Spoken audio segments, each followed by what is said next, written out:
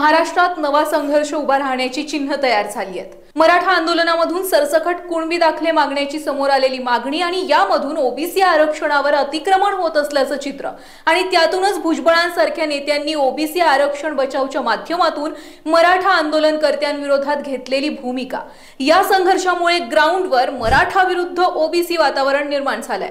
आजवर मराठा विरुद्ध दलित, मराठा विरुद्ध ब्राह्मण असा संघर्ष होत होताच, पण जर का मराठा विरुद्ध ओबीसी असा संघर्ष निर्माण झाला तर तो तितकाच तुल्यबळ ठरणार आहे आणि याचे जसे सामाजिक परिणाम दिसून येतील तसेच ते राजकीय देखील असणार आहेत। कारण गावगाड्यामध्ये खऱ्या अर्थानं मराठ्यांचा सत्ता स्पर्धक ओबीसी आणि ओबीसी समाजाचा सत्ता स्पर्धक मराठा राहिलाय।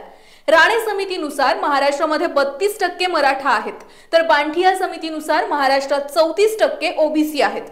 दोन्ही समाजाच्या संघटनांच्या मते याहून अधिकची आकडेवारी आपापल्या समाजाची आहे। अशा वेळी हे दोन समाज एकमेकांवर आले तर त्यांचे राजकीय पडसाद काय असतील, या राजकारणातून कुणाचा फायदा होणार आहे, कुणाचा तोटा होणार आहे, हेच आपल्याला आजच्या या व्हिडिओमधून पाहायचंय। नमस्कार। मराठा आरक्षणाचा मुद्दा हा काही केल्या शांत व्हायचं नाव घेत नाहीये। संयुक्त महाराष्ट्राची स्थापना झाल्यापासून ते आज तागायत हा प्रश्न सुटलेला नाही। मराठा आरक्षणाचा प्रश्न मार्गी लावण्यासाठी वर्षभरापूर्वी अंतरवली सराटीमधून मनोज जरांगे यांनी उपोषण सुरू केलं।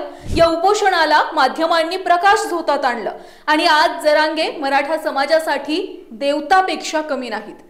मराठा समाजावर सरकारनं अगदी सातत्यानं अन्याय केलाय, आमच्या गोरगरीब लेकरांची आयुष्य उद्ध्वस्त केली आहेत, आमच्या जीवावर आमची मतं घेऊन मोठे झालेत आणि आज आम्हालाच उरपाट्या तांगड्या दाखवत आहेत असं जरांगे म्हणतात। पण आता मराठा समाजावर अन्याय होऊ देणार नाही, मेलो तरी चालेल पण मराठ्यांना ओबीसीतूनच आरक्षण मिळवून देणार असं मनोज जरांगेंनी माध्यमांसमोर सांगितलंय। जरांगेंच्या उपोषणाला मिळत असलेला पाठिंबा आणि सरकारची भूमिका लक्षात घेता काही ओबीसी समाज बांधवांनी अहिल्याबाई होळकर यांच्या जन्मगावी ओबीसी आरक्षण बचाव म्हणत उपोषणाला सुरुवात सुद्धा केली आणि मराठा आणि ओबीसी एकमेकांसमोर उभे ठाकले।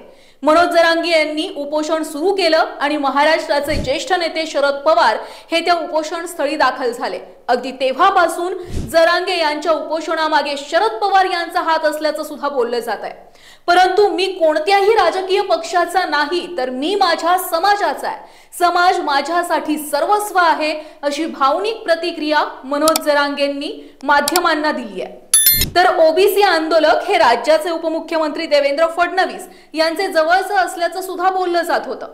मनोज जरांगे हे आजही ओबीसीतून आरक्षण घेण्याच्या भूमिकेवर ठाम आहेत, तर दुसरीकडे ओबीसी आरक्षण वाचवण्यासाठी लक्ष्मण हाके विविध माध्यमातून सतत प्रयत्न करतायत। यापूर्वी आपण लक्ष्मण हाके यांच्यावर एक सविस्तर व्हिडिओ सुद्धा पाहिलाय आणि मागच्या व्हिडिओमधून मनोज जरांगे यांच्यावर चर्चा सुद्धा केली आहे। तुम्ही हे दोन्ही व्हिडिओ आमच्या YouTube चॅनलवर पाहू शकता।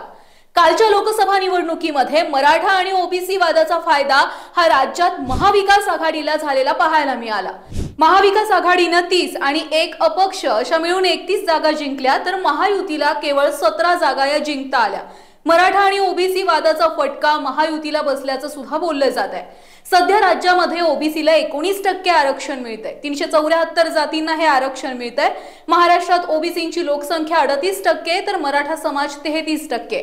अशा वेळी ओबीसींमध्ये मराठा समाजाला तर आरक्षणाचा मोठा वाटा मराठा समाजाकडे जाईल आणि त्यामुळेच ओबीसींच्या वाट्याला कमी आरक्षण येईल। ओबीसी आणि मराठा या दोन्ही समाज ओबीसी आरक्षणात आल्यावर दोन्ही समाजामध्ये आरक्षण विभागलं जाईल, पण आरक्षणाची टक्केवारी जी 19% आहे ती कायम राहणार आहे। मराठा समाज कुणबीमध्ये आला तर नेमकं काय होणार आहे हे पहा। ओबीसी मध्ये कुणबी समाज येतो, कुणबी समाज हा मराठाच आहे, त्यामुळे संपूर्ण मराठ्यांना कुणबी प्रमाणपत्र मिळावं असं जरांगे यांचा आग्रह आहे। मराठा समाजातील व्यक्तींच्या नातेवाईकांना सुद्धा कुणबी प्रमाणपत्र मिळावं अशी त्यांची मागणी आहे आणि त्यानुसार सरकारनं मराठा समाजाला कुणबींचं प्रमाणपत्र दिलंय। एकूण 54 लाख लोकांच्या नोंदी या सापडल्या असून त्यांना प्रमाणपत्र देण्यात आलंय। त्यामुळे मराठा समाज ओबीसी आरक्षणामध्ये आला तर आपल्या वाट्याला आरक्षण येणार नाही, त्यामुळे नोकरी आणि शिक्षणामधील टक्का हा घसरेल असं ओबीसी नेत्यांना वाटतंय। त्यामुळे छगन भुजबळांपासून ते पंकजा मुंडेंपर्यंत सगळेच जण ओबीसींच्या आरक्षणात कुणालाही वाटेकरी नसायला पाहिजे असं त्यांचं मत आहे। मराठ्यांना आरक्षण देण्यास आमचा विरोध नाही, त्यांना स्वतंत्र आरक्षण द्या, त्यांना कितीही टक्के स्वतंत्र आरक्षण द्या, पण आमच्या आरक्षणात कुणाला सुद्धा वाटेकरी करू नका असं या नेत्यांचं म्हणणं आहे। राज्यातील सत्ता संपत्ती ही मराठा समाजाच्या हाती राहिली आहे। मराठा समाज हा पूर्वीपासूनच समृद्ध असल्याचं ओबीसी नेत्यांचं म्हणणं आहे। शिक्षण संस्था, साखर कारखाने मराठा समाजाकडे आहेत। राज्यातील सत्तेमध्ये 60% अधिक आमदार हे मराठा समाजाचे आहेत। राज्यात आतापर्यंत सर्वाधिक मुख्यमंत्री आणि उपमुख्यमंत्री मराठा समाजातूनच झालेले आहेत। 1960 नंतर संयुक्त महाराष्ट्र अस्तित्वात आला आणि तेव्हापासून आतापर्यंत 20 मुख्यमंत्री राज्याने पाहिलेत। या 20 पैकी 12 मुख्यमंत्री हे मराठा समाजाचे होते। सध्या विद्यमान मुख्यमंत्री एकनाथ शिंदे आणि उपमुख्यमंत्री अजित पवार हे सुद्धा मराठाच आहेत।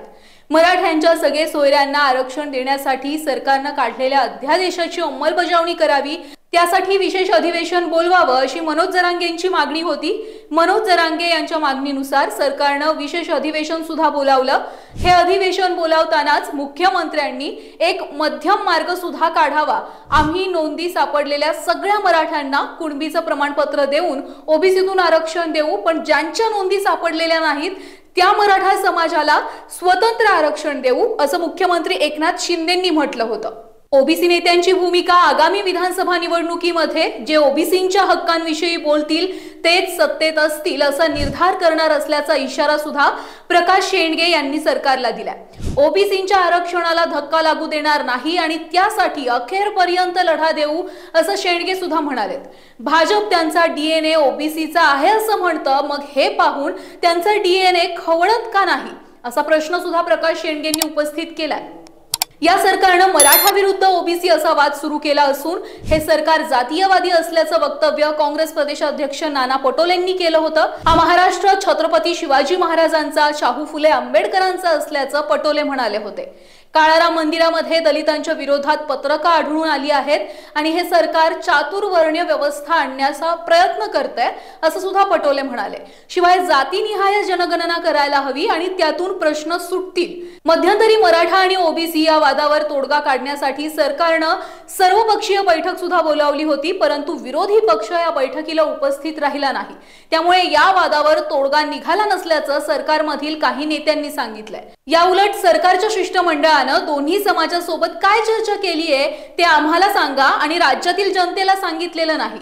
सरकारने आधी ते स्पष्ट करावं, मग आम्ही आमची भूमिका स्पष्ट करतो असं विरोधी पक्षाने सांगितलं। यावर माध्यमांना बोलताना जरांगे यांनी सांगितलं की जर विरोधक बैठकीला उपस्थित राहत नसतील तर सरकारने आरक्षण देऊन टाकावं। मराठा समाज तुम्हाला डोक्यावर घेऊन नाचेल।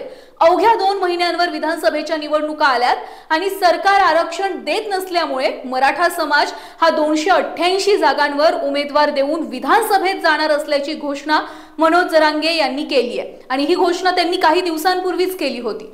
याला तोडीस तोड ओबीसी समाजाने सुद्धा उमेदवार देण्याची घोषणा केली आहे। त्यामुळे राजकीय नेत्यांची कोंडी झाल्याचं सुद्धा पाहायला मिळतंय। मराठा आरक्षणावर ठोस उपाय न काढल्यामुळे मराठा समाजाची तीव्र नाराजी सरकारने ओढावून घेतली आहे हे नक्की। तसेच ओबीसी समाज सुद्धा सरकारवर नाराज असल्याचं चित्र आहे। मराठा आणि ओबीसी वादाचा फायदा कुणाला होणार आहे आणि तोटा कुणाला होणार आहे हे पाहावं तर लागणार आहेच। मात्र तुम्हाला काय वाटतं हे आम्हाला कमेंटच्या माध्यमातून नक्की कळवा। आमच्या व्हिडिओला लाईक करा आणि अशाच माहितीपूर्ण व्हिडिओसाठी आमच्या YouTube चॅनलला नक्की सबस्क्राइब करा।